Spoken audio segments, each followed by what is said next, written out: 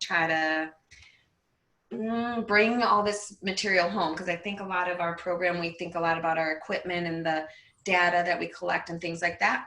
But we kind of want to, especially like with what we've covered today, break it down so that it's part of your like day-to-day, minute-to-minute life that you can apply things. And also, we just want you to be smart. So it's going to be some good just education that, I mean, you need to know about your body, and it'll make your life better if you do. And then we also need to, oh, did you hit record? Yes. Okay. All right. So here we go. We do have a recording for that we will be sending out. You're not in the recording. All the videos are left to the out of there, so you won't be in the recording. But what we're talking about, if you wanted to listen to that again or send it to somebody, you could do that. Okay. Okay. So is everybody doing okay on sound? Yes. Okay. Sound is okay. Courtney, okay. You give me the heads up if we're having any sound or tech issues. You're going to be our eyes and ears on the outside. Okay? Okay. Cool. Take it away, Dad. So let's roll. Okay? So the main thing that we always want to be understanding and working with at Royer Neuroscience is the overarching concept that we are making energy constantly, and we're using this energy constantly. Without this energy, we do not survive. Okay. And so we're making this energy. We're this unbelievable, mysterious, wonderful power plant that we're able to take in resources just like any power plant does, but we take in resources and we generate energy not for other consumers to use, but for ourselves to use. Okay, we're a power plant that makes energy that we use at all times. And this power plant has been functioning since the time you were conceived until the time you die, which is absolutely amazing. Okay, when you first started on this earth, there was this power plant that was running. And at first it was working overtime, and all you did was just sleep a lot. And you let the power plant do its job, and it made all kinds of things. And actually every minute it was making 250,000 neurons. I mean, that's just unbelievable. That was making all this stuff, and it continues to do that every day. And it needs these resources to make energy. And so the main things that we think about is food, right? We take in food. Nutrition is super important to our manufacturing of energy. And it is important that we eat clean, healthy food, because that's going to determine the quality of our energy. When we consume food that is very quick burning and very short-lived, our energy fluctuates a lot. When we're taking in nutrition that's more sustainable over time, our energy remains stable. And sometimes we need both of those, short-acting and long-acting energy sources.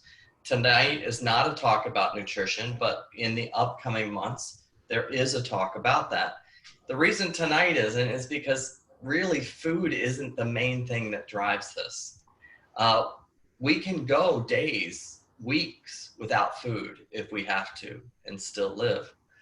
Another thing that we think about is water or hydration. Super important. When you think of electricity and water, what do we know is don't mix the two, because the electricity can go through that water really, really fast, right? Don't step in a puddle if a wire's down, right? Because it conducts electrical current through that water. Well, we need liquid, we need hydration for all these different chemical reactions going on inside of us. Important, very, very important. And we can only go a few days without water. Okay, very important, probably more important than food. Sleep, right up there for what we need for manufacturing energy. And probably if it's not the next one, it's the one after that in our series. One of the fuel ups is really sleep, huge. You go without sleep about 7 days and you'll be psychotic. By day 13, 14, you'll die. There's very few things on this planet that will kill us in 14 days, but no sleep will do that. Sleep deprivation just for one night or 2 nights actually makes us changes our insulin levels, puts us more predisposed for all kinds of things, and can be very problematic. We'll be talking about that later. But the number one thing, which I hope all of you already know this before I said it as I'm working up to this, okay? Number one thing for energy production is oxygen. Oxygen. 90% of the energy we're making comes from oxygen. It's just crazy when you think about that. 90%. And we spend so much time on these other things. I do a lot of work with professional sports teams, and it's amazing how much time is spent on nutrition and hydration. These are all very, very important things. And recovery and cryo, systems for cooling the body and things for heating the body and infrared saunas and all this kind of stuff. It's like 90% of what we're doing is oxygen. If we would just teach people to breathe, we would decrease injury, increase performance functioning, all kinds of things. But many times we get distracted by other things because the simplicity of oxygen just doesn't seem as glitzy, but it is so important. 90% of the energy we make comes from oxygen. So we're really going to focus on that tonight. So after we've made we're making energy, and we're going to talk about how do we make the most efficient energy from oxygen tonight. Then we have to manage the energy. Okay, so we have to make, and then manage. And so when we manage, we have the most sophisticated software system inside of us that's ever been constructed, that is constantly interacting with the environment and taking information in, and based on that information from the environment, this system adapts and changes and alters and does all kinds of things to the 14 systems in our body based on information it's getting, and then it manages the energy accordingly. And it either moves it up really fast, keeps it kind of in the middle, or makes it go really slow. But it is constantly analyzing what I need in the environment and then deciding how much energy I'm going to use from this power plant that I've made. The thing that the autonomic nervous system relies on for this input are my 5 senses. It needs my 5 senses. If you did not have the 5 senses, you wouldn't be able to interact with the environment. You wouldn't have these conduits in, and your autonomic nervous system really wouldn't know how much energy you need to use at any given moment. There's a great book that I've mentioned before, if you haven't heard me say it, Why Zebras Don't Get Ulcers, is a phenomenal book because it talks about this autonomic nervous system and how in most of the animal kingdom, this is a 1-to-1 ratio with the environment. So like, if a zebra sees this guy, okay, he is going to run, and he's going to go really, really fast. And his autonomic nervous system is going to send a message from the brain to the hypothalamus. And from there, it's going to send a message to the pituitary gland. And from there, it's going to send a message to the adrenal glands. And the adrenal glands are going to pump out energy and adrenaline. And then every cell in the body is going to absorb 3 times more sugar so it can have energy to run from the lion. All this is going to happen in milliseconds based on what the autonomic nervous system perceives for that zebra when it sees this lion. Probably most of us, if we saw this lion outside in our front lawn and we were out there, we would do the same thing, right? We'd have this autonomic nervous system response where we would go super, super fast, which is called sympathetic fight, flight, fright. And that's super important that we can do that. The problem is in humans, we tend to override many, many times what our 5 senses are telling us, and we activate this fast response when we don't need to. We might activate it in a relationship or at work, or we're laying in bed at night at 1 a.m. and we should be slow, but we're going fast because our brain is spinning. And when it's spinning, we're getting into that anticipatory stress. What if? What if? And there's no lions, but if we say enough what ifs, the whole nervous system will act as if it's confronted with a danger or a crisis. And what happens over time is we start to develop habits of doing this all the time. We're almost, in some people, it almost is uncomfortable to not be in this fast, adrenaline-based mode. And to be in that slow mode feels really uncomfortable instead of this balance that happens for most animals. A good example is there's no other creature on the planet besides humans that purposely deprive themselves of sleep. Every other animal, unless it's in a crisis, will sleep when it's supposed to sleep. What do? We're binging Netflix, man. We got to keep going, right? Or we got to get this assignment done because we're override what the autonomic nervous system is telling us. So the autonomic nervous system is constantly balancing this out. We're going to talk more about this in future sessions, but it's so important that we become masters of managing the autonomic nervous system. Because when this thing gets out of whack, it starts to set the table for all kinds of disruptions in all the systems in the body, which ultimately can lead to disorders like type 2 diabetes, dementia, obesity, chronic pain, all kinds of things come, anxiety, when this thing gets out of balance too much, okay? So when we're talking about breathing, it helps us be the first thing that we can do to balance the autonomic nervous system.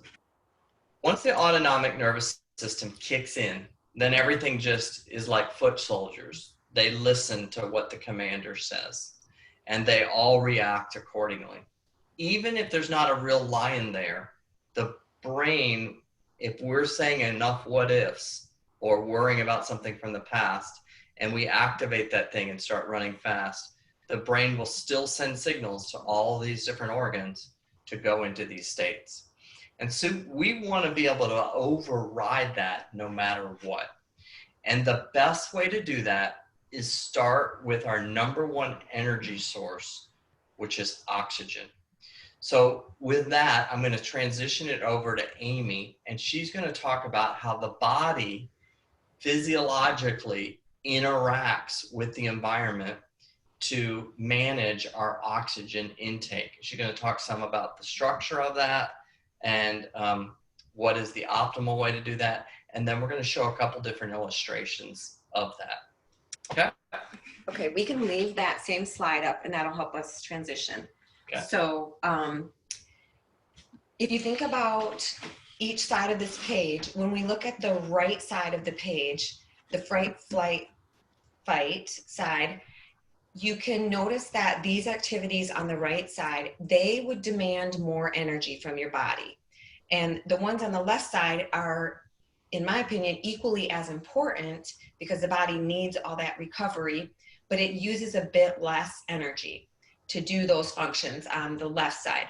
So when we talk about peak performance and optimization, one of the biggest things we talk about with you all is that you want efficiency in the machine. So we do not want our machine, our body, to be stuck in sympathetic unless we need it there, which there are certainly times for that. But so part of what we're talking about when we talk about breathing is the ability to increase the efficiency, or I would say like miles per gallon. There's other ways of thinking about that. But when we manage oxygen efficiently, then we have a better fuel economy, like our body can do more with it. And since we're always looking for more energy, more focus, more getting in the zone, we need to be like beasts of efficiency. So we're going to move to a slide showing a picture of our lungs. And I'm going to just go through a little bit of anatomy so you can understand the importance of the way that you are choosing to breathe. So we all know the majority of breathing is done without our thinking about it. And that is autonomous to our body. It's involuntary, so to speak. That is driven by your body constantly measuring oxygenation throughout. And so your body, like Doc said, uses its senses to understand its environment and make adjustments. So when we can fully oxygenate, then our body can shift into that more low gear and go into the recovery mode, which is kind of like when maybe like your computer is in sleep mode. It's still doing everything it needs to for you, but it's not using a lot of electricity until you like wake it up and you need it to go. So what we're going to work on is understanding about our breathing, how to use our breathing in a voluntary way so that we are literally pushing the management of energy from that sympathetic side over to the parasympathetic side. And the benefit of that is the efficiency, but also the functions on that left side are vital to your survival. Even though we want to ignore them and we want to say that we don't need as much sleep, we know from science that the functions on that left side, the parasympathetic side, are actually the key to everything on the sympathetic side. So we have to respect the parasympathetic. We have to prioritize it. And if you work ever, or if you're involved in high level athletics or sports, it's obvious. Those people want to expend energy at the highest level. They all know that they end up having to focus more on the parasympathetic recovery end than they do on the sympathetic. I just was listening to Blake Griffin with the Detroit Pistons, and he literally spends equal to double the amount of time on recovery so that his body can play his sport. So anyway, and then we're doing the same thing in our own environments, in our professional lives, or in all of our personal endeavors. We want to be that peak performer, so we have to focus on how to recover the best. And it starts in the lungs. Just like Doc said, 90% of all of our energy is coming from oxygenation. So that's super important. There's another number to think of for your brain energy. Your little 3-pound brain burns 25% of all of your energy. It is an absolute energy hog. So if you're interested in being sharp and focused and being able to stay on task, oxygenation would obviously be one of your first best medicines to reach for. So this idea of breathing, we want to make sure that you are so educated that you understand that when you have a free moment, check your breathing. And that's going to be part of your normal approach to situations in life. So here's your lungs in front of us. We have 2 of them. They are an unbelievable piece of machinery. I tried to get a picture that would kind of show all the little dots in that picture, and those would be the alveoli. You can also call it alveoli. People pronounce it differently. But anyway, our lungs, we have those big bronchi that come down and split across, but the place where the oxygen exchange happens in your body is in the alveoli. Each of those are like a teeny tiny little balloon, and it begins like the head of a pin, and it opens up into, I don't know, the other end of the pin, the head, the other larger portion of the pin. But when we breathe and we fully inhale our lungs, the surface area of the alveoli is equal to that of a tennis court. So in that huge space of a tennis court, you can imagine you inhale, the lining of these alveoli becomes so stretched out and thin that the oxygen can make that transfer across the lining, and from there it can transfer into our blood supply. So if we do not inhale our lungs fully, the alveoli, it has been estimated, are only giving us this size, the surface area of a ping pong table. So this is our lazy Western breathing pattern where we mostly just breathe within our rib cage, and we use our shoulders. If somebody says, take a deep breath, we pull our shoulders up, and that's how we think we're expanding our lung space. But primarily, you are limiting your surface area so much that even if you do get that oxygen in, it's not going to jump across that alveolar lining as well, because we haven't stretched it out well. We need that membrane to be so thin that that oxygen can transfer through. So we want to learn how to expand the lung space to the full capacity that we've been given. So we all have been given a maximum capacity. It's just we don't understand how to utilize it. So each of these lungs has 300 million alveoli. That's a lot. So in total, you've got 600,000 million of these things. And if we do not allow lung space, they are not going to fill. So the beauty of the lung is that it's extremely expandable. I mean, it's like the best balloon material ever. But the way our body is made, the lungs are encased within the rib cage. And that's a beautiful thing, because the rib cage is like an armor to protect the lungs, because the lungs are extremely expandable, but they are fragile. And that's why they don't do well with smoking. You know, the material, the alveoli, these membranes, is very, very sensitive and fragile material.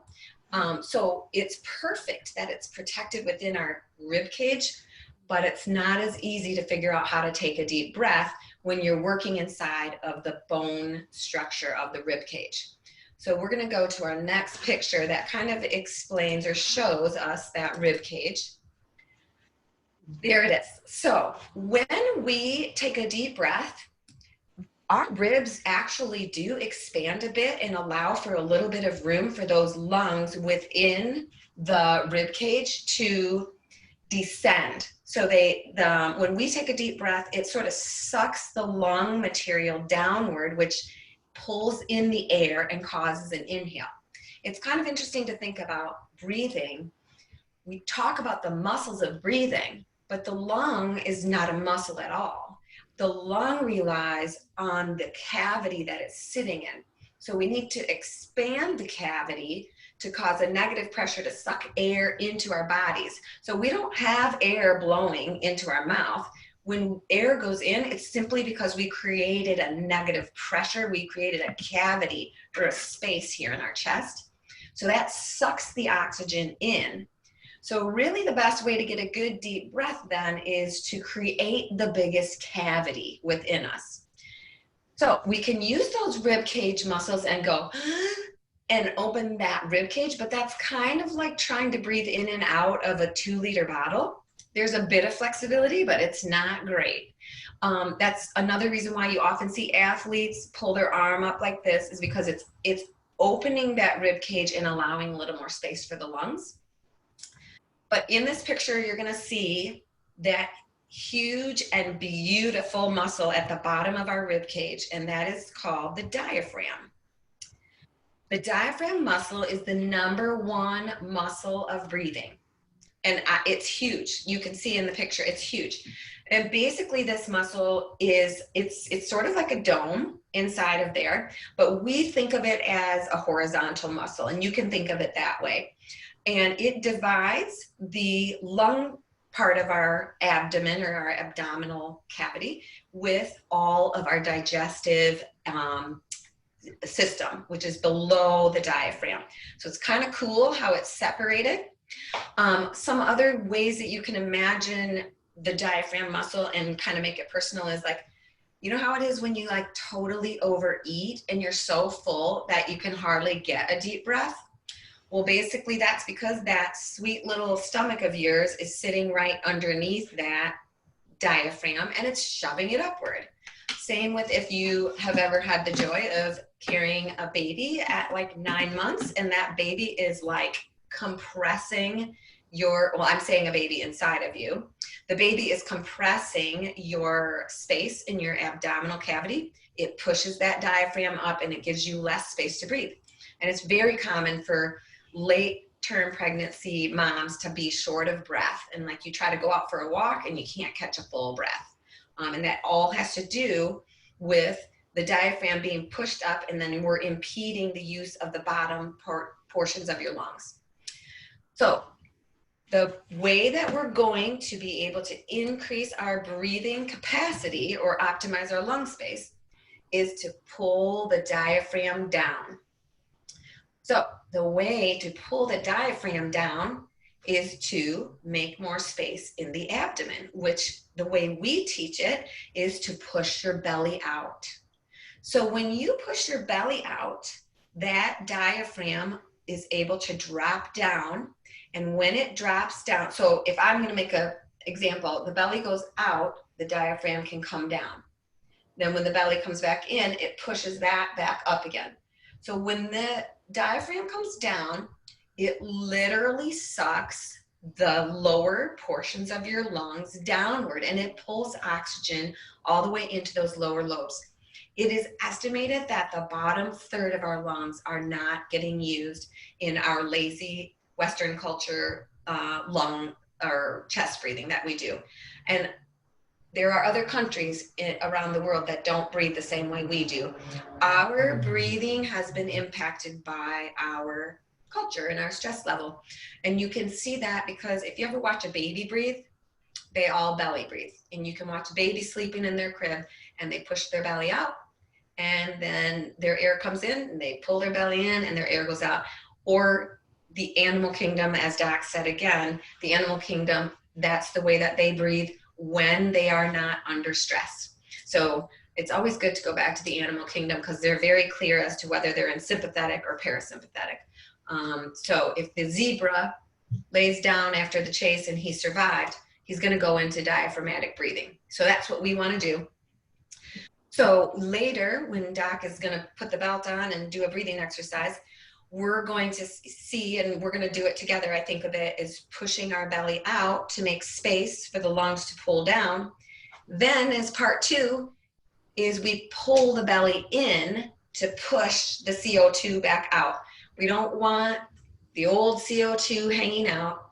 Believe it or not, your lungs are one of your best detox organs in your body. So we think a lot about other systems that detox for us, but the lungs, one of the biggest ones. And one of the best detoxes is getting carbon dioxide out. We need carbon dioxide, but we don't need excess carbon dioxide. We want to get it out, squeeze those little alveoli back out, and have them be ready to take in the fresh oxygen. So that's the mechanics of the breathing. And what we're going to be doing is using our belly movement, because we have voluntary control over it, to impact our lung space. So then this whole procedure is going to impact our heart. And our heart is really, when Doc talks about how we manage our energy, the coordination of what the heart's doing and what the brain's doing is the front office of how we manage energy. So like if the brain is like going into fight flight, it's communicating with the heart saying beat faster, constrict this or that vessels, open these other ones. These two, the brain and the heart, have this control situation where they are the managers of our energy. If we can bring in the maximum amount of oxygen into our lungs, we allow the heart to assess the situation, and the heart can go into efficiency mode. Because if the blood is more oxygenated from our good breathing, then wouldn't you suspect that the heart can beat less beats per minute? If it's pushing blood that's more hyper-oxygenated, it's kind of like high octane gas tends to get better gas mileage out of it. It's the same as if we get that fully oxygenated breath in, then we load up the blood with tons of oxygen. The heart immediately senses that, and we can go from a higher heart rate down to a lower heart rate. And it's all about how many times that heart beats in a day that tells us whether we have the energy or don't have the energy. That oxygen that the heart then is pumping out is going straight up to our head and to all of our vital organs. So to me, it's very, very simple if you wind the whole thing back, that if you change your breathing to be optimal, you're going to impact every cell in your body. So when we look at a list of, you can do this, is Google a list. What are the top 10 things that deep breathing will do for you? You'll see this lovely list of things, and it's all the things that your body is trying to do anyway. But if you can oxygenate better, all of those things go better. And Doc listed a number of them, and I'm always listing. It decreases your stress level. It improves your immune system. It decreases pain level. It decreases blood pressures, and you can go on and on. But the thing we want you to come away with is you could make up this list yourself as long as you understand the actual underlying anatomy and physiology of what's going on.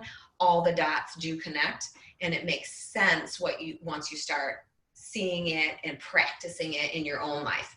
So one of our big goals is to help you all understand the anatomy, the physiology, the science of it. But then our next level is always how to integrate it. Like, we're never gonna bring up anything with our clients and in our business that we haven't worked on and tried ourselves. And so breathing is something that Doc and I have been working on for years. And it's something that is very accessible. It's free, and but it takes a bit of mindfulness to be successful with breathing. And with our program, when you have the belt on, you obviously have to be mindful of it. But we want to not only be mindful of it when the belt's on, we want to find ways to transition that over into real life. And I don't know if Doc's going to talk about this more as we finish up, but we've done things like set an alarm on our phone that said, morning, noon, and night, we're going to do 5 minutes breathing. Or get an app on your phone, and I'm going to do, 3 minutes, 3 times a day. Just little ideas like that are doable in order to get you practicing frequently. Because as we mentioned, everything about breathing is what your muscles are doing to your torso that allow you to breathe well. So it's a muscle-based activity. You're never going to get better at a muscle-based activity unless you exercise that muscle. So I think that segs us into Doc looking at some different breathing screens and running us through an exercise. Great. Man, that was good. Nice job. You can see where all the brain power really is in Royer neuroscience. Not true. That was fantastic. Thanks, Aim. So what we're going to do is we're going to look at some examples of some breathing. You guys should be, most of you, familiar with this screen. But we're looking at this screen. This is an example of just somebody's breathing. And this is more common than you would realize. Actually, over the years, I've looked, I've assessed tens of thousands of people. I think it's upwards close to over 60,000. But the last block of 10,000 people, I did an analysis of their breathing, and the average breather in the United States is around 13 and a half breaths. And it's so interesting that the file that I pulled is exactly 13 and a half. But this person is breathing 13 and a half times per minute. And we really want the individual breathing somewhere between 5 to 7 breaths per minute. Okay? So this person's breathing twice as fast. Are they getting any different amount of oxygen? Maybe ultimately the oxygen's very similar, but the mechanics that they're using is totally different. Now that Amy's gone through how that's working with the interchange, you can see what is this person doing with their intake and how is their rib cage working. They're doing it all with the upper part of their lungs. They're not using their belly to get the diaphragm, creating that negative pressure. They're just breathing really fast from the chest and exchanging 13 and a half times in a minute. So when we look at the yellow line, this is their breathing, okay? This is one breath, in and out. Another breath. And look at this breath, very shallow. This one, it's almost like they're breathing is awake apnea. And you wouldn't believe how much this is going on for people, is that they're breathing shallow and then look what they did. Whew, I need another big breath, right? And then they go shallow again and again.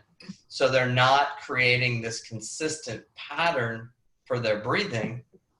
And then the white is their heart, the beating of their heart. Those two are supposed to be lined up with each other if the breathing is correct. And you can see the heart is not even listening to the breathing. It's just doing its own thing. We talked about the autonomic nervous system earlier. Well, these three numbers right here show me what's the autonomic nervous system doing.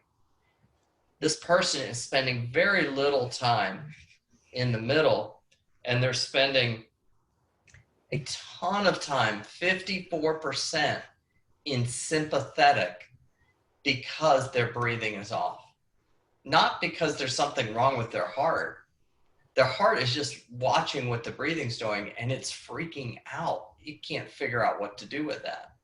Another way to look at this is if we draw a line, and I've done this with some of y'all with your own breathing patterns, if we draw a line over the top of the breath, okay, and then I draw a line over the bottom of the breath, okay,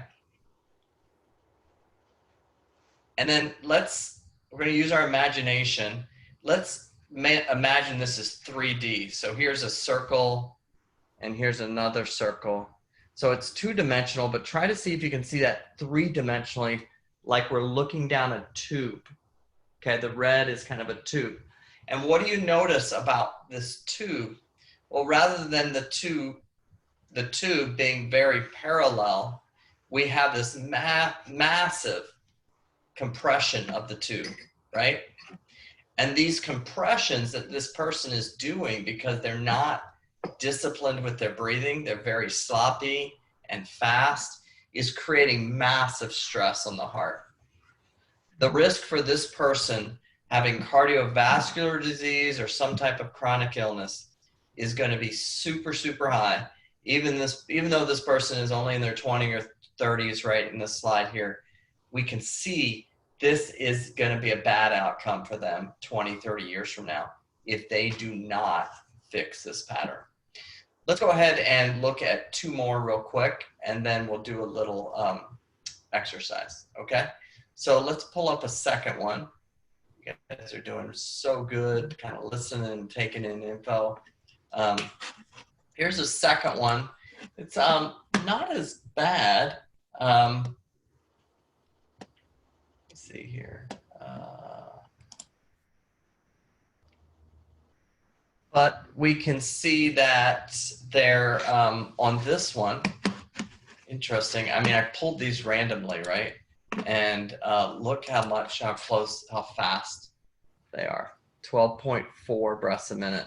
Here's another one that the breathing rate is sending this person into sympathetic 60% of the time. There are a different style of breathing, less of that apneic flavor, but when we kind of draw a line on the top of the breath and we draw a line on the bottom and create that tube, we can see that inconsistency that we talked about earlier. And hopefully with Amy's discussion of the mechanics, you can kind of see this on the screen happening with the lungs, the 600 million alveoli, the negative pressure, and the rib cage, and realize this is not as efficient as it should be, okay? So let's look at the way that we want it to be. And most of you out there have learned to breathe this way. But we want to just emphasize how important this is. Okay, this is somebody that looked, one of those slides, this is 3 weeks later, same person, okay, same person, but 3 weeks later, learning to work with the mechanics the way the body was made in a way that now their heart is doing something totally different.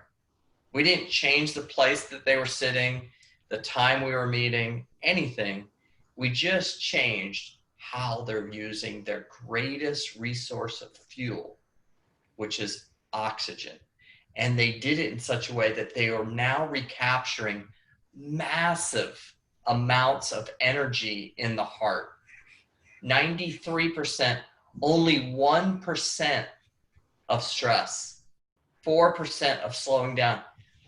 Those before, a few weeks earlier, 60% was being wasted. Energy was just being wasted. Same situations. They weren't being running from a lion when I was assessing them. That was what they had learned to breathe, okay? And look now at their breath. Look at this consistency of the breath, and then the beauty, the synchronization or the coherence of the heart. Really, really cool. And that's what the power of the breath will do. This is changing for this person what their future will be based on that, okay? Let me see. That's great. Okay, so let's go ahead. We're going to go ahead and do a quick exercise, and then we'll take a few questions, okay? So I have a different device that we're using. This is now a Bluetooth breathing belt, which actually works with an iPhone, works with an Android, works with an Apple, works with a PC. If you ever want to know more about this thing, it's pretty slick. It's very mobile, so you can do it like on the plane and all that kind of thing. We're doing it a program at Liberty University for 600 of their student athletes over the next 3 years, and they're using these belts to learn to breathe. Not as sophisticated as systems as many of you have, but still very useful. So I'm gonna get this thing started, and we're gonna breathe together, okay? And Amy's gonna give us some feedback on the breath. Okay, while Doc is getting it to pair up, just for each of us, we're gonna do just, I don't know, maybe 3 to 4 minutes of breathing together with Doc. And I want you to like maybe put your hand on your belly so that you can recognize the belly moving when we're breathing. And then each of you, he's standing and he's fine, but each of you are probably sitting. And so just make sure you square up in your chair, because one of the things I forgot to mention is you want to use your skeleton as the structure that kind of holds those lungs in place. So think of your shoulders as a hanger and the lungs kind of hang off of them. And you don't want a saggy hanger, like, because that's going to impede your lung volume. So nice and squared up. Get your back against the back of a chair if you have one, but keep your posture really nice. And then Doc's going to start with the belly breathing, and you can breathe right along with him, just so that you can feel this. Easiest way to do this, in my opinion, if you're a beginner, is laying down, because then you can really isolate the abdomen versus the chest. And that's an easy way then to put one hand on your chest. You can feel your rib cage there, and then one on your belly, and just try to only isolate the movement of your belly when you're breathing. All right, I think he's starting. Okay, there's his first breath. So let's inhale with him. So push your belly out, way out, and hold it over the top, and then pull it back in. Good. Let's go again. Pushing your belly out, which is pulling down your diaphragm. And now you're gonna push, yep, pull it back in, pull it towards your back, and now back out with the belly. You almost don't even have to think about breathing, just think about moving the belly. And sometimes we'll tell people, think about moving that, you're drawing with your belly, actually. Draw that line up, belly going out, and pull it back in. And Doc's gonna keep going. If you do feel at all dizzy from breathing this slow, just back off. It tends to be something we like to overdo, but 1 to 2 minutes of this kind of breathing immediately changes your electrical system. So for example, if you have leads on right now, this kind of breathing in the span of 1 to 2 minutes is going to change the high beta and the theta ratio. But if you do this for 5, 10, 15 minutes, you literally change the chemical makeup of your body. You change the release of hormones and neurotransmitters. Because in our body, we have the electrical system and the chemical system, and it's part of the autonomic nervous system to read the environment and make those choices. But the choice to change to sympathetic electrically, that goes this fast. But the choice to change chemically takes a little bit longer, but it lasts a little bit longer. So it's, they've done studies that show like 10 to 15 minutes of deep breathing gives you 3 to 4 hours of increased calm chemicals in your body. So basically by breathing, you're treating yourself for the things like stress and pain and any kind of focus issues where you're bouncing all over the place. This is the first and best way to treat yourself. One of the things we always say is the body so badly wants to do everything right. We just have so many things that get in the way of that. And the way that you're breathing right now, you're like getting some of those things away and doing the thing that your body so badly wants to do, which is optimally oxygenate so that all those organs and all those cells can work to the best of their ability. Okay, Doc is killing it, so we're proud of him. He's got almost 3 minutes in here, and hopefully you guys did too. Beautiful. Awesome. Good. I'm still alive. He's doing. I'm feeling really calm. That has taken years of practice to get to that. So doing this kind of stuff, we want you to just think about tonight when you go to bed is put your hand on your stomach. Another great place to practice is just push it up, create these mountains, see the rolling valleys, see the rolling mountaintops. Don't make them peaks, okay? Peaks put too much stress on the heart. You can kind of see the gold line at the bottom. That was my respiration rate, which I wanted to keep around 5 to 7, and it stayed, 5 to 6-ish there, okay? But there's a few things going on here. One is we want good amplitude. So the 13.5 breath breather has half of that amplitude. Makes sense, simple math, okay? We want good symmetry.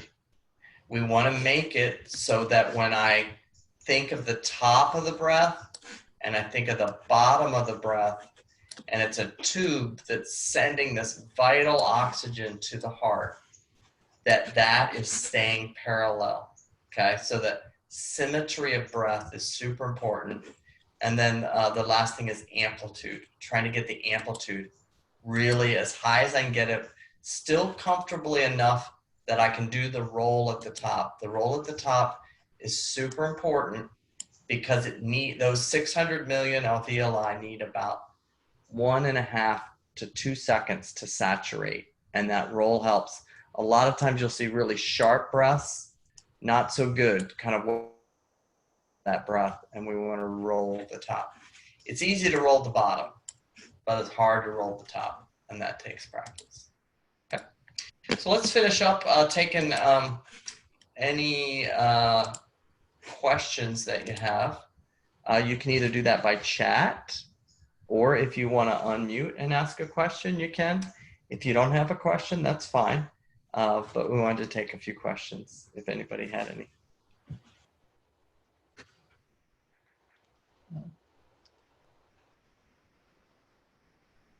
We must have done so good. We explained everything on breathing. No. All right. What specifically are you doing to roll the top? Are you holding it for a brief? Are you holding it for a brief period of time? Yeah, it's a great question. Is when you go to the top, you have to. What happens to a lot of people is they're thinking so much about extension that they get the belly out there. That their first thing is to get the belly all the way out, right? And so they get it all the way out, and then there's not enough room for the hold, and so the belly wants to retract a little bit. So it's super important that you anticipate when I get out there, I need to still have enough to maintain a little bit of a roll. So don't get fully extended, kind of leave enough in there so that you can slowly, as you're getting out there, make that little roll, okay? And I am holding it, but I'm not like all the way out and holding, because if I do that, my belly will want to pull back in, okay? whereas I'm just slowly leaving about that much to make that roll. And it takes a conscious effort to do that. But the best thing to do, 3 things, okay, is if you have an app where you can see it, that's great because we're very visual. But 2 is listen to it. Start listening to yourself breathe. Go through your nose and then listen out your mouth. A lot of my pro golfers I work with, when they're on the green, if you were next to them, you would hear them going. And the reason they're doing that is they're striking the ball on that exhale for a particular reason when they're in full focus. But they need that sound cue in order to know now's the time to strike. But we need that sound cue too. When things are going on and I just hear that, man, I chill just because I'm like, well, I know what that means. My heart even knows, oh, that means the good stuff's coming, right? So listen to it, see it, and then feel it. You're never too good of a breather to not still put your hand on your stomach. And when you feel that, that really helps with the roll so that you know, wait a minute, I just went back in and I need to kind of hold it a little bit when I go out. Okay, good question. Anybody else have anything? I would say maybe one thing I would add that we hadn't said yet was there are so many kinds of breathing out there and recommendations. And I would say that we're not really talking about those specific types of breathing in this education. We're just talking about the basics, move the air. Different kinds of breathing elicit different kinds of results. So there's some fast breathing that kind of amps you up, and then there's other kinds of slow breathing that either increase your focus or relaxes you. We're not so much splitting hairs on that, because what we do with the neuroscience breathing is we want to breathe in a way that then aligns the heart, so that then the heart and brain connection can get synced up. So the only thing I would say is I do recommend inhaling through your nose. You can choose to exhale out your nose or your mouth, but inhaling through your nose is just a good thing to do, because the way that we are made, this whole passageway is all about cleaning the air. So when we inhale through our nose, there's just a number of amazing things that happen that moisturize the air and detox the air coming into our body, let alone getting it back out. So that is one thing I would recommend. But other than that, what we're really just talking about is moving air in and out of a space in our body. Yeah, and this type, for us, it's not so much all the different types of breathing, it's how does that then impact the heart? How does that then impact the brain? Yeah. How is that impacting the autonomic nervous system?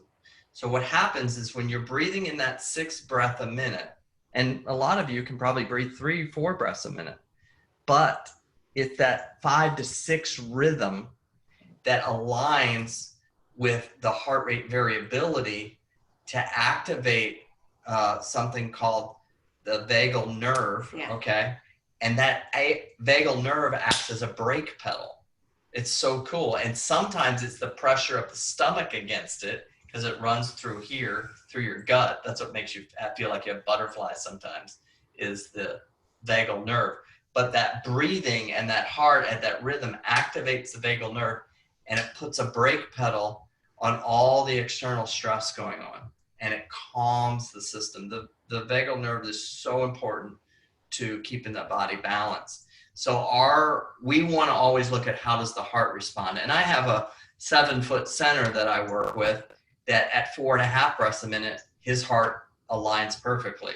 You know, I have a, 4'11" skater who is a figure skater that 7 breaths a minute lines her heart perfectly. So it's totally different. A lot of times it has to do with body size, because the taller you are, there's different maybe breath rate. But you're thinking 5 to 7 is really the ideal. And without an indicator of what the heart's doing, you want to be careful of adopting all these different styles of breath if you're not getting the next level. Well, how's that impacting my heart? And I had something the other day that, hey, I do this breathing, and we looked at it, and it was sending into sympathetic 70% of the time. So I don't think that's the best way to breathe. Okay. Guys, it's an hour, so we have to let you go to get your dinner. Yeah. But so when we'll get you some, what are we doing? Grubhub or something? And so we hope that you'll totally enjoy it. We wish we could eat with you, but here's an application for you. Digestion is a recovery mode thing. It's part of the parasympathetic nervous system. So after you eat, you need to breathe. Yeah. So so implement your breathing already right there and think of us. And thank you so much for joining us. This was a fun start. I hope it was helpful. Yeah. And we'll hopefully get some of your feedback on ideas that we could go forward and explore as well. I need to know if this person can send me an email. There was a Chris, and there's a couple other Chris. There's a couple Chris's, so I need to know who that one is. If you can send that to me in an email. Everybody else, I know who you are, and we'll get you your Grubhub. And we'll get ourselves one too. Yeah, let's do it. Okay. We'll see you guys in a few months. Okay. For our second series. Yeah. The second pillar for Fuel Up. Okay. Awesome. See you guys. Take care. Thank you. Bye. Yes.